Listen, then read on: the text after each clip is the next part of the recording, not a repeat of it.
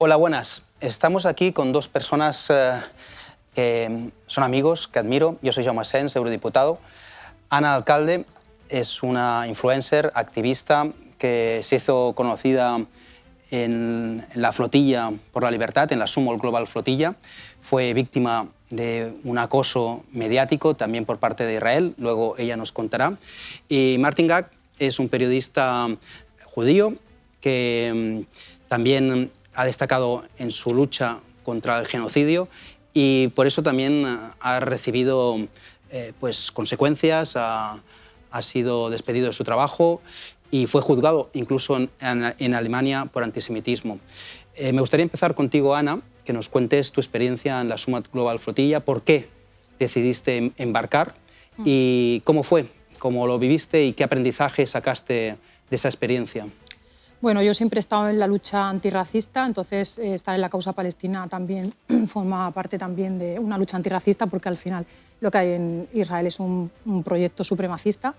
Entonces, cuando saltó lo del 7 de octubre, vi lo que se estaba haciendo en Palestina, ya no lo miré como miraba las otras causas por las que me movilicé antirracistas, sino que lo vi en realidad como madre. O sea, había escenas que no me quitaba de la cabeza, el momento del abuelo Khaled, cogiendo a la nieta y reviviéndola como para jugar con ella. O sea, había cosas que ya no me dejaban dormir. Decía, es que si estaba en esta situación yo de madre con mis hijos, me gustaría que alguien hiciera algo, que alguien hablara. Entonces me metí de lleno, sobre todo a informar porque había un silencio mediático. Incluso cuando se hablaba solamente desde el relato. Programas que ahora mismo sí están hablando por Gaza, por ejemplo, el 24 horas, que tuve pues, bastantes disputas, exponía también a los periodistas en cómo debería tratarse la terminología a la hora de hablar del genocidio, porque si no al final estabas en el relato sionista, era muy importante el vocabulario. Entonces pues hice eso, ¿no? Empecé a hacer vídeos pues, corrigiendo en el vocabulario, educando al final también en la causa palestina, para que se escuchara también la voz palestina. Y bueno, ahí me inicié, me llegó también una presión desde fuera porque vi que tampoco había tanta gente hablando en ese momento en España y entonces los palestinos empezaron a mandarme al final sus documentos, su testigo de genocidio, la situación de sus familias, cómo vivían, y entonces no podía ya mirar, entré en una bola de que no podía mirar para otro lado, me consumió la vida, me llevó a la vida misma, hubo un tiempo de mi trabajo que tuve que pedir la excedencia para dedicarme de lleno. Y cuando salió lo de la Global Sumol Flotilla no podía decir que no, es que estaba ya de lleno. En lo que recibí la invitación sabía que era el lugar donde tenía que estar, no podía estar en otro lado.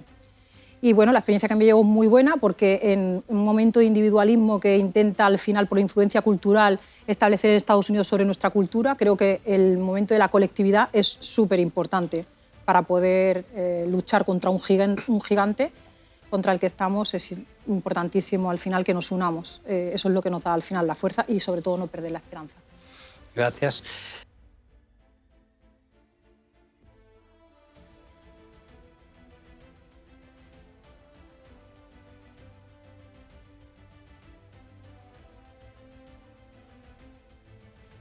En realidad, yo creo que hay dos Europas ahora mismo que están en conflicto, ¿no? La Europa de las élites, la Europa de los gobiernos, la Europa de von der Leyen, de Kallas, de la banalidad del mal, que están detrás del genocidio, la Europa que está financiando, armando el genocidio, y después está esa Europa nos avergüenza, y después está la Europa que nos enorgullece, ¿no? La Europa de los activistas como tú, los que ponemos el cuerpo, las universidades que se ponen en huelga, la Europa de las manifestaciones, etcétera, etcétera, ¿no? Y ahora hay una brecha entre la Europa oficial de arriba y la Europa de abajo, que a mí me recuerda el 15M en cierta medida, ¿no? Porque hay una deslegitimación muy fuerte hacia el sistema, ¿no? Y que en principio hace todo eso en nuestro nombre. Y que por eso creo que cuando los gobiernos no cumplen con sus obligaciones, por ejemplo, la obligación que surge de las resoluciones internacionales de frenar el genocidio y en verdad lo que hacen es promover el genocidio, la sociedad civil organizada somos quienes tenemos que actuar en nombre del derecho internacional como garantes, ¿no? Y una de las personas que también hace esa función es Martin. Me gustaría que explicaras también tu tu experiencia, por qué te vinculas, si es como judío que sientes esa responsabilidad. Explícanos sí, definitivamente creo que el dolor no es comparable con las cosas que he visto, igual que Ana, pero definitivamente tengo que decir que no le deseo a nadie tener un genocidio cometido en su nombre. Y creo que veo 2 años, no solamente de un genocidio cometido en mi nombre, sino veo 2 años de hijos como los míos, masacrados a crédito mío, de alguna manera, como judío. Y como alguien para quien sus hijos son su única droga, soy un padre completamente devoto y creo que como cualquier persona normal ve un chico sufriendo del otro lado de la calle e inmediatamente tiene una reacción visceral, que es tratar de abrazarlo, o sea, se cae un chico en una bicicleta al lado nuestro. Y yo en ese momento, para el 7 de octubre, venía ya con un año prácticamente entero, porque el 2023 había sido un año muy, muy cruento en Cisjordania especialmente, pero había habido bombardeos, hubo ataques, pero bombardeos específicamente en junio. En mayo, en Gaza. Y para cuando ocurre el 7 de octubre, yo esperaba realmente, de hecho tengo que decir que yo esperaba una tercera intifada. Me sorprendió que no fuese una intifada y que fuesen estas las características, porque también conocía la arquitectura de seguridad de la región. O sea, es la frontera más vigilada del mundo, con lo cual parecía totalmente improbable. Pero lo que empecé a ver en las horas después, aparte por mi conexión con gente que trabaja en Gaza, periodistas, etc., fue una carnicería total y absoluta de gente, de chicos, de mujeres, de hombres que tenían todas las caras de mis amigos, los hijos, las caras de mis hijos, las formas, los gestos de mis hijos. Y creo que acá, o sea, Hanan es exactamente como Hanan lo pones. No puedo mirar para otro lado, porque también, digamos, lo que influencia de alguna forma el modo en el que yo llego a esto es, yo soy un hijo del proceso de reorganización nacional argentino. Yo soy uno de esos chicos que en el año 83 entran a entender política teniendo solamente 10 años, hablando y escuchando sobre desaparecidos. Y reconozco todavía el miedo de mi generación, el miedo de mis padres, el miedo de mis tíos, mis padres hablando de gente que había desaparecido y nunca más había vuelto.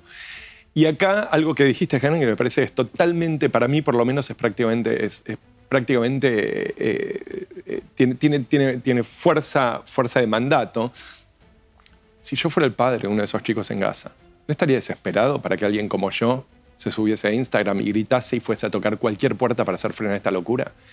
Y creo que con algo que vivo, que para mí es muy duro y creo que me va a acompañar a la tumba, es el hecho de que cada día que fracasamos, pero honestamente creo que lo siento muchas veces como cada día que fracasé, y sé que es petulante y sé que es estúpido ponerlo así, pero cada día que fracasé, permití que los israelíes masacraran a 28 chicos más. Y es algo que generacionalmente, cuando yo vivo en Alemania, cuando veo alemanes que se dicen a sí mismos lo que hicimos, finalmente, habiendo vivido 15 años como judío argentino mucho más que judío, pero judío argentino en Alemania, finalmente entiendo de qué están hablando. Finalmente entiendo la sensación de culpa generacional, de culpa colectiva, de lo que no hicimos, de no haber estado ahí, especialmente porque la diferencia entre 1945 y el 2025 es que, como estabas apuntando, tenemos compactos internacionales que tienen obligatoriedad constitucional para los signatarios, que básicamente dicen que no es que tenemos que punir el genocidio, lo tenemos que prevenir. Y cuando no prevenimos el genocidio, hemos fallado como humanidad, hemos fallado frente a lo peor de lo peor de lo peor. Dices una cosa que a mí me resulta muy interesante, que tiene que ver con el papel de Alemania en todo esto, porque yo realmente, cuando me involucré en esta causa, a inicio creía muy ingenuamente que Europa quizás estaría a la altura de ese mandato de no repetición, del nunca más que surgió del Holocausto, ¿no? De la advertencia de Primo Levi, de eso ocurrió en Alemania y puede volver a ocurrir en cualquier otro sitio, también Israel. Y yo había idealizado durante mucho tiempo Alemania, por mi experiencia de cómo se ha gestionado la memoria democrática en España, donde no ha habido un reconocimiento a las víctimas del franquismo, donde no ha habido una ruptura democrática con el franquismo, ha habido una línea de continuidad, pero después me di cuenta, cuando empecé a estudiar más a fondo, que eso era solo la superficie, que después, cuando rascabas, había una memoria selectiva, porque es verdad que el Holocausto está muy presente en Alemania, pero no está, por ejemplo, el genocidio en Namibia, ¿no? El pasado colonial. Y me di cuenta que había un pacto después del Holocausto, un pacto tras la Segunda Guerra Mundial, donde Alemania recibía la absolución de Israel a cambio de dar poder y dinero y legitimidad a Israel, pero que en verdad ese trabajo no se había hecho y lo que el antisemitismo no había desaparecido, básicamente se había redirigido hacia los árabes, hacia los musulmanes, hacia los refugiados, hacia los emigrantes. De hecho, la estructura mental del nacionalismo alemán colonial está presente, ¿no? Creo que una de las cosas que para mí fue, digamos, y yo tengo que decir que yo vivo ahí hace 15 años, así que, y soy un europeísta convencido. Yo soy un europeísta convencido porque crecí en una Argentina represiva. Sé los beneficios que tiene estar en un lugar democrático donde mis derechos son respetados, en general. Pero fui timado. Y lo que descubrí a la larga fue que lo que hizo Alemania fue justamente buscar la absolución. Comprar la absolución. Compró la absolución.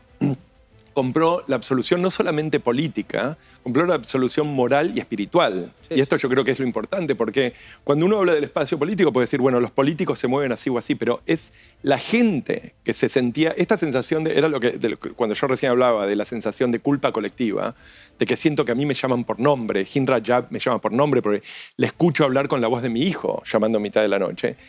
Esa es la culpa de la que se tiene que liberar, no el político alemán. Esa es la culpa de la que se tiene que liberar el alemán promedio. Y repentinamente aparece Israel y ofrece esta exculpación, esta absolución. Para eso, el precio fue filosemitismo. Y yo estoy usando un filosemitismo funcional. Dice, totalmente funcional. Primo Levi es quien dice que en verdad es funcional a unos intereses geoestratégicos, ¿no? Completamente. Porque lo que dice el canciller alemán es que Israel hace el trabajo sucio por Occidente para nosotros. Pero hay una cosa a la que quiero apuntar que es importante, creo yo, que es que el filosemitismo, y uso semitismo acá en términos totalmente vulgares para referirme a judíos, no en probablemente el uso más apropiado de la palabra, el filosemitismo alemán es exactamente como el antisemitismo alemán de antaño, porque los dos funcionan sobre un judío imaginario. Y por eso es que es importante tener un judío que sea adorable, que tiene todos los elementos del nacionalismo más horrendo de Alemania, pero de repente aparece un judío como yo, que viene de una familia que tiene una historia básicamente antinacionalista, progresista, gente que votó por el trotskismo, gente que fue parte de los movimientos sociales. Y Alemania me mira a mí, después de hacer 30 años, de ser parte, de tener básicamente mi vida íntima relacionada a árabes y palestinos, y no saben qué hacer conmigo. Literalmente no saben qué hacer conmigo. Es por eso que 1/3 de la gente que fue arrestada durante manifestaciones en Alemania, manifestándose en favor de Palestina, eran judíos. Porque esos judíos era filosemitismo sin judíos. Fue como por eso Alemania está persiguiendo a los judíos y está persiguiendo con la extrema derecha a los musulmanes. Y aquí te quería preguntar, Hanna, porque antes te he dicho Ana, pero tú te llamas Hanna. Sí, bueno, me llaman de las dos formas. La familia me llama Ana, pero bueno, entre cercanía me llamo Hanna. Yo digo esto porque en realidad los judíos de hoy yo creo que son los musulmanes. El espacio simbólico... el grupo de oprimidos. Exacto, el espacio simbólico que ocupaban los judíos en Europa, ahora principalmente lo ocupan los musulmanes. Y yo creo que viene del mismo actor intelectual, ¿no? Yo creo que Israel está detrás, ¿no? A través también de Hollywood, ha intentado al final lanzarnos esa idea del árabe con barbas, la mujer que lleva el hijab y en cualquier momento va a decir Allahu Akbar y se va a explotar, o sea, autoinmolar. Y de hecho, es que lo he presenciado, he ido en autobús con familia o amigas mías que iban con el hijab y las mujeres la han mirado con miedo y ella ha sentido ese rechazo, ¿me entiendes? Porque he vivido también en Marruecos. Y he vivido también. Por eso te preguntaba. Sí, viven con ese miedo, viven con el miedo de entrar a un banco y pedir un crédito, me piden favores de ¿puedes tú llamar a esta persona para buscar el alquiler y decir que es para ti? O sea, viven con ese miedo. O sea, había parado durante un poco de tiempo, pero ahora ha vuelto otra vez a surgir y se ha dirigido allí. También los medios están haciendo un flaco favor porque prácticamente cuando te ponen ahora mismo grupos que lideran la calle y que están uniéndose y que están consiguiendo un sentido de identidad, justamente te sacan a fascistas todos unidos, pero no te sacan a todos los jóvenes pro-palestinas que están yendo a las manifestaciones, ¿no? Al final les están dando espacios también en la televisión, sabiendo que están haciendo discursos completamente fascistas, con discursos de odio, y están ocupando sobre todo los medios, YouTube. y en cambio está habiendo un barrido de todo lo contrario. Que me parece que este es el reverso de lo que estaba explicando Martin, porque en realidad lo que dice él a mí me parece muy interesante, yo se lo he escuchado otras veces. Sí. En Alemania, el judío que admiran no es el judío que sufre, es el judío triunfador de Israel. Hay un informe que seguro que conoces, que sale en el juicio de Eichmann, donde precisamente se ve la admiración de los alemanes por los sionistas.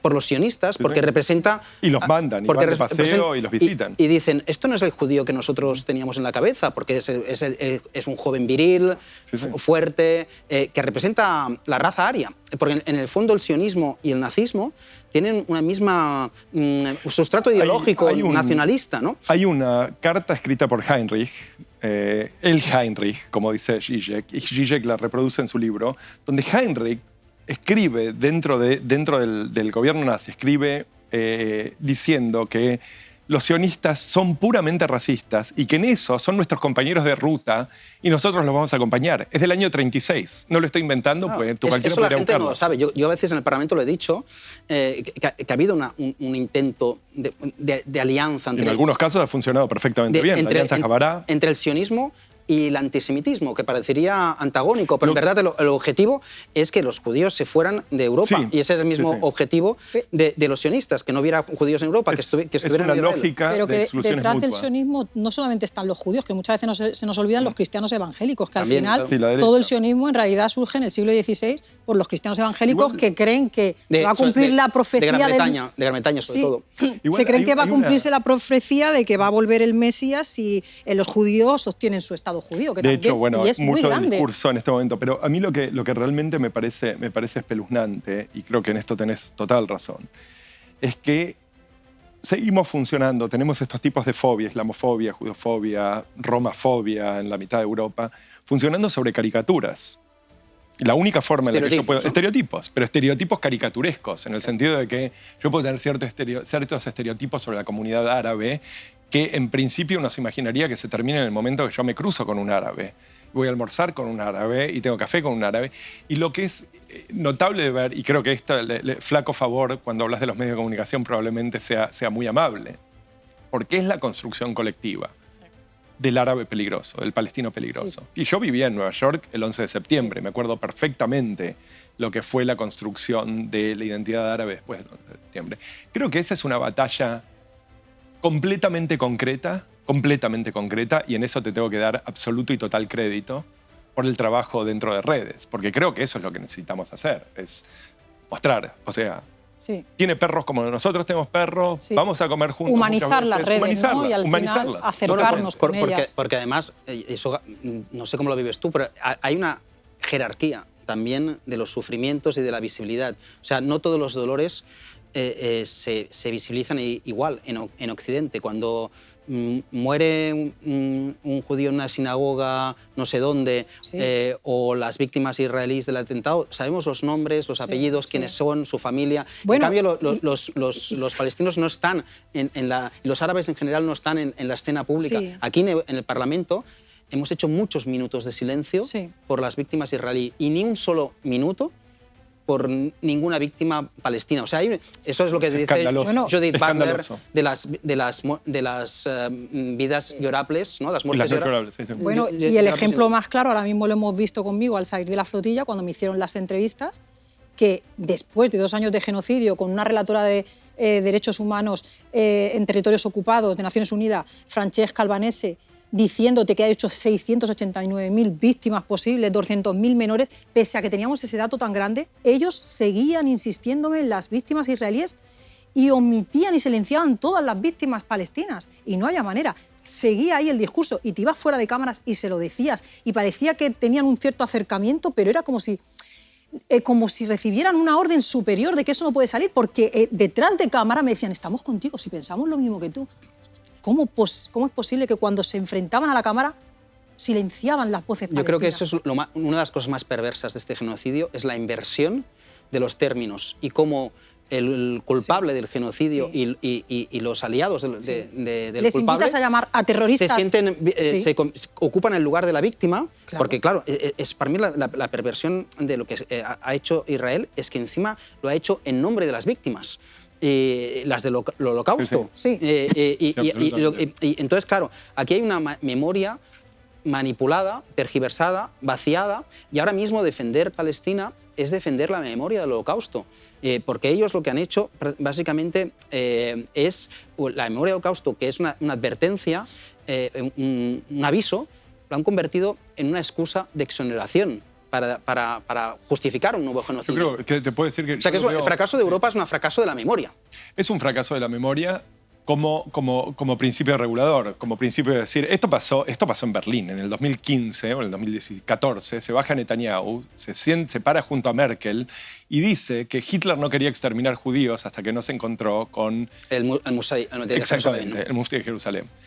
Merkel le tiene que decir a Netanyahu, quiero ponerlo en términos claros, tuvimos al primer ministro de Israel parado en Berlín defendiendo a Hitler. Sí. ¿A quién le puede caber eso en la cabeza? Porque dijo que a Hitler le dio la idea al final. El Mufti. Es que... Hay una reescritura de la historia que es brutal cuando eso empieza sobre todo en el juicio de Nuremberg, lo que hay de Nuremberg, de Eichmann, en los años 60, que es un juicio propagandístico.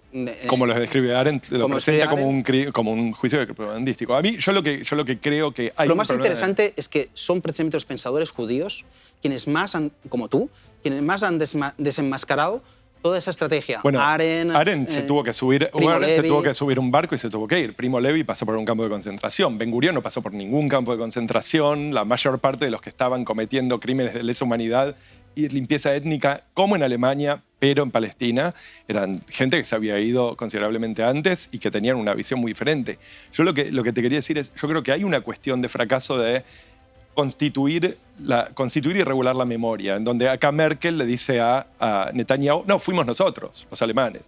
Pero lo que para mí es intolerable es el hecho de que vemos a Israel reclutando los fantasmas de Auschwitz para asesinar, para cometer un genocidio en Gaza. Utilizando la religión. Y esto es la religión, pero hay un tema dentro de la memoria histórica del judaísmo y del judío y de la comunidad judía, que es que la víctima de ese grado de maldad es intocable.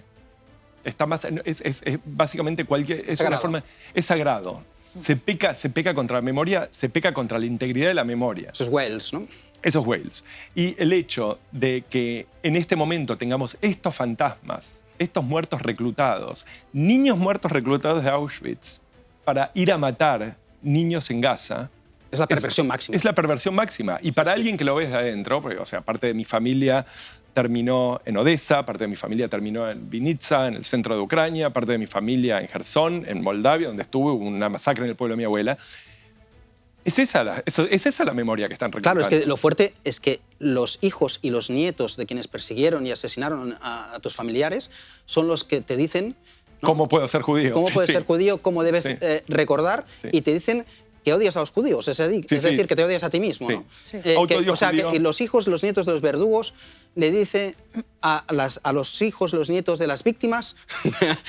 es que han convertido la palabra antisemita en criticar a Israel o criticar al sionismo. Es que le han dado la vuelta al diccionario, porque es que no significa una eso. Una cosa que es notable, que es el compacto de Hamás, la constitución de Hamás, hace una división muy clara entre judíos y sionistas, y el ente sionista. Jamás. Sí. ¿El gobierno israelí no? ¿El gobierno israelí no? Si me preguntas, ¿quién me pone a mí en riesgo? Sí, para mí es claramente aquellos que están juntando dentro del mismo quien fomenta tarro. El antisemitismo ahora mismo es Israel. En lo que a mí respecta, porque al confundir Israel con el pueblo judío, o sea, toda la gente que siente que están... de alguna manera. Claro. Soy cómplice de algo con lo que... No, y si a ti te dicen que enfrentarse a Israel es enfrentarse a los judíos, claro, eso genera antisemitismo. Definitivamente. Es comprensible, creo que lo comprendería cualquiera, que cuando uno ve el estado de situación adentro de Gaza, que la reacción es necesitamos algún tipo de respuesta. Creo que los que estamos comprometidos con ideas de justicia, estamos comprometidos con la ley, Queremos que la respuesta sea legal y sea justa. Queremos que las instituciones se muevan. Queremos que la Comisión Europea se mueva, que von der Leyen se mueva. Y no queremos que, y yo creo que lo que parece completamente fallar al sistema político es que cuando ellos se retiran, no es que no se van a buscar soluciones. Las soluciones van a seguir siendo buscadas, pero por las armas. Entonces, en alguna medida, no es solamente complicidad con el genocidio, es complicidad con toda la violencia que tenemos que esperar de una generación entera en Gaza, de padres que han perdido los hijos, de hijos que han perdido los padres, de abuelos que han perdido los lugares donde ir a rezar, mezquitas destruidas.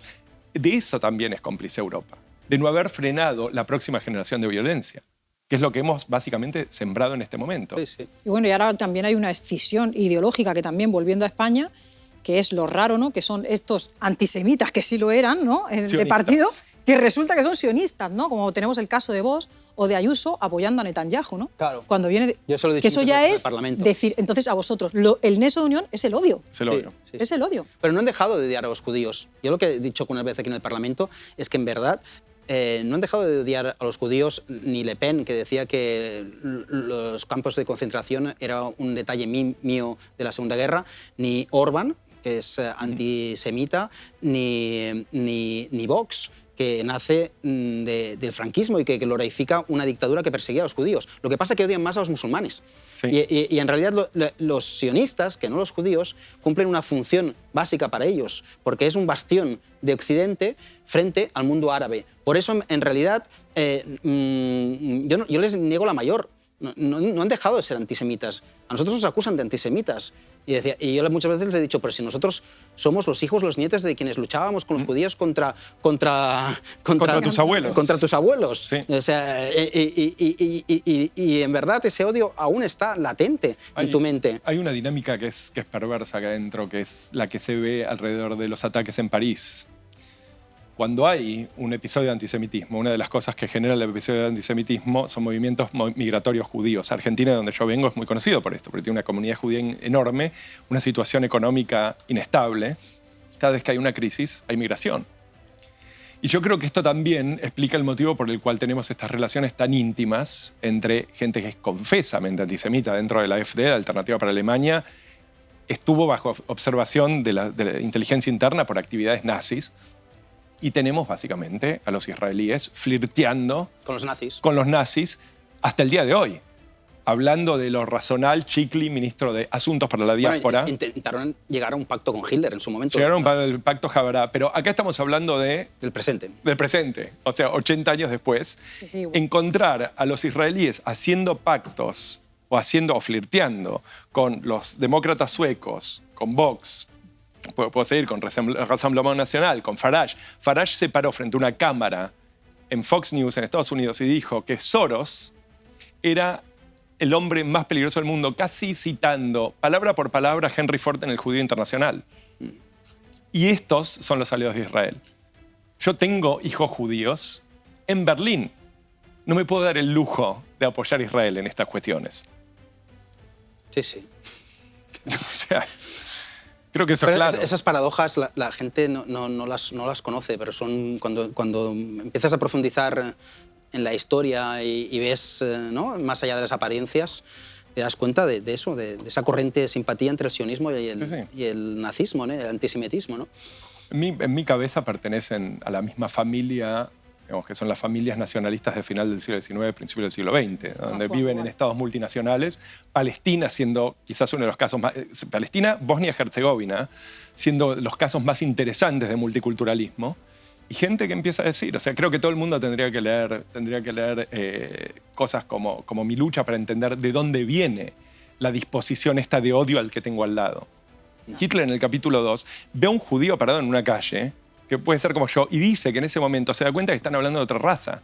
Y eso era la Viena multicultural. Entonces, o sea, los judíos son uno de los tantos grupos que dicen, no, necesitamos un Estado para nosotros solamente. Y ya sabemos lo que pasó al principio del siglo XX. Que lo ideal hubiera sido que fuera un Estado de Alemania, por ejemplo. ¿Por qué tenía que hacerse ese Estado? O de Estados Unidos. O de Estados Unidos, pero yo no soy alguien que esté a favor de guetos en general. O sea, yo soy un mestizo y a mí me gustan los mestizos. Entonces, mi posición es, y esto es lo que más no bizarro... necesitaban un Estado. Necesitaban un Estado, No, hay en muchos judíos que absoluto. defendían eso. De hecho, yo creo que si uno hace la pregunta de cuál es la responsabilidad histórica de Alemania, en este momento claramente es hacia Palestina, en lo que a mí respecta, clara y absolutamente. Y en segundo, era no sobre la construcción de un Estado judío sobre territorio palestino. Era sobre la reconstrucción de una vida judía en Europa. Porque lo que destruyeron no fue vida judía en un Estado separado allá al fondo. No, destruyeron a la gente que vivía en la casa en donde vivo yo. Y además que construir un Estado judío, el mensaje que se está mandando los judíos de Europa es... No son queridos acá. No son queridos en Ahí Europa. tienen, vayan a aquella puta, váyanse. exactamente. O sea, para los judíos que se quedaron en Europa, les estaban abriendo la puerta. Y a su vez los sionistas querían hacer un Estado judío, pero europeo, porque al llegar lo primero que hicieron es plantar Europeizar. pinos. Europeizar todo. Querían diferenciarse totalmente del árabe en una tierra árabe y rodeado de árabes. Es que es un proyecto tan supremacista. Sí, es claramente un proyecto, creo que no hay duda que es un proyecto supremacista. Se tiende a decir que es un proyecto colonial, yo creo que no es un proyecto colonial, pero los proyectos coloniales normalmente son proyectos de expoliación. El proyecto lo que tiene de brutal, la historia del sionismo, es que es un proyecto altamente destructivo. Bueno, de sustitución de población. Sustitución de población, pero incluso destrucción de medios productivos y de tierra productiva. La plantación de pinos es porque el pino es altamente acídico. Sí. Y no permite, básicamente, producir nada más. Va contra los olivos. Y va contra los olivos. Un pino va contra un olivo. Claro. Va contra los olivos. Entonces, en que este es un sentido, símbolo también de resistencia, claro. creo que todos podemos entender por qué gente como Einstein, gente como Hannah Arendt, gente como Stefan Zweig no se mudaron a Israel. A Einstein le ofrecieron la presidencia de Israel. Einstein escribe en el año 38 que está en contra, abiertamente en contra de cualquier Estado judío, por más mínimo que sea. Estas son palabras de Einstein. Al día de hoy, como me gusta decirle a la gente que me increpa en Alemania, al día de hoy sería exiliado de Alemania. Sí, sí. Y Amerí y Primo Levi, todos ellos lo mismo. serían acusados de antisemitas. De antisemitas, sí, definitivamente. Muchos de los supervivientes del Holocausto... Y los seguimos teniendo, ¿no es cierto? Gente como Stephen Kapos, que se para y habla abiertamente de defender la causa palestina, de que esto es un genocidio, son perseguidos por antisemitismo. Sobrevivientes del Holocausto. Es un sinsentido. Tendremos que ir acabando. No sé si queréis decir alguna cosa más para terminar este conversatorio. Bueno, Ana, retos, soluciones ante este drama. explicar lo que te ha sucedido, yo creo que es interesante que lo sepa la gente. He vuelto a perder la cuenta. Bueno, desde que llegué de la flotilla, siempre he estado censurada, pero desde que llegué de la flotilla, o sea, la censura ha ido muchísimo más. O sea, las denuncias eran constantes, recibo paquetes en mi casa también, anónimos, y sobre todo estaba como en muerte digital, o sea, ni era posible encontrar mi nombre, y cuando hago alguna publicación solamente tengo bots, o sea, personas que me insultan, no coincide, dice, bueno, a lo mejor la gente ha podido ver, le han podido convencer, ¿no?, de que la flotilla era una tontería, de que no conseguimos nada, pero luego cuando sales a la calle tú recibes al final el cariño de la gente, la admiración de la gente te da las gracias, no se reproduce eso con las redes. Entonces creo que aquí, aparte del plan este falso de paz, yo creo que hay un plan para al final acallar nuestras voces, reprimir a las calles, reprimir la colectividad, y al final estamos pagando con nuestra voz al final este drama del plan que... Yo creo que una de las cosas del plan, de la farsa del plan de paz, es silenciarnos. Sí. Y que no se hable de Gaza. Sí. Por tanto, muchas gracias por seguir. Sí, porque es eso, que hay momentos en los que caes y llegas a la desesperanza, porque dices, es que si me quitan la voz a mí, se lo quitan a muchos palestinos. No tienen todavía quien hable. Hay quien ya ha mirado para otro lado, hay quien ya está cansado, hay quien está agotado, hay quien ya no puede más. Sí, sí. Pero encima, si tú haces un trabajo, pones tu vida para que al final alzar la voz por personas que están siendo masacradas, que viven en un estado de apartheid, que es lo que también tenemos que aunque dejaran de bombardearlos y de masacrarlos, tampoco tenemos que conformarnos con un estado de apartheid, que viven totalmente subordinados y no tienen derechos, no viven en igualdad, ni se asemejan los derechos de unos con los derechos de otros. Entonces, la lucha tiene que seguir, porque igual que combatimos el apartheid de Sudáfrica, tenemos que terminar con este sistema de apartheid. Gracias. Yo la verdad estoy muy, muy agradecido con lo que hicieron. Honestamente, o sea, no es una gestual, siento que sentarse en Berlín y tipear y hablar, sí, lo puede hacer prácticamente cualquiera, pero la verdad que, honestamente, yo siento que pusieron el cuerpo donde estaba mi intuición moral. y por una cantidad de motivos que incluyen cuestiones vivenciales, etcétera, no era posible, y realmente verlos, y esto lo hablaba también hace 2 días cuando hablaba con Nelson Haddad, que es la persona que lleva adelante los cargos contra Netanyahu.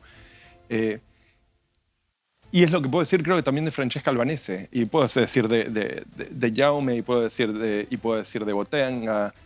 No sentirme solo, no sentir que estaba en un desierto moral, no sentir que yo era el loco. Cuando ustedes se subieron a los barcos, cuando vos te paraste en el podio, la sensación que tengo es todavía, olvídense de las posiciones políticas, mis intuiciones morales tienen un conducto. Alguien está hablando en mi nombre. Europa está todavía ahí, Brasil está todavía ahí, Argentina está todavía ahí, vos la conociste a Cele Fierro. Estas cosas yo creo que no vamos a saber por generaciones qué tan importantes fueron. Y tengo honestamente la intuición, que no puedo probar, de que realmente cambiaron todo.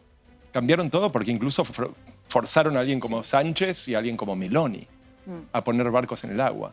Y en este sentido yo realmente siento que hay una pena que nunca me va a dejar, porque las cosas que vi no las puedo desver. Alma de mi alma, Hin Rajab, hablando en mitad de la noche como mis hijos. Pero creo que tengo cierto grado de optimismo para lo que van a ver mis hijos, porque siento que la fantasía se rompió. El relato lo ganamos. El relato lo ganamos. Con esa idea yo creo que tenemos que terminar, que es una idea, yo creo, de esperanza. En medio de la oscuridad siempre hay y dando gracias a políticos como tú, que son muy humanos y que la sociedad debería de valorar más, que es muy injusto en lo de todos son iguales. A mí me duele muchísimo, conociendo a políticos como tú, me duele muchísimo que se diga que todos son iguales, porque yo es que sobre todo me siento mentira. Más activista que político. Esa etiqueta de político me sienta... pero gracias. Siempre estuvo apoyando. No sé realmente, entiendo, es un poco, me siento como el chico hablándole al adulto, honestamente, pero creo que es imposible entender desde la posición en la que te encontrás la importancia de que es para los que estamos allá afuera escuchar esas voces. Es imposible ponértelo en palabras. Y creo que en ese sentido también estoy súper agradecido. Súper agradecido. Bueno, es un agradecimiento que también yo os traslado a vosotros. Muchas gracias por haber venido aquí, por lo que hacéis cotidianamente en esa lucha tan incansable. Gracias a ti. Y gracias a vosotros por seguirnos.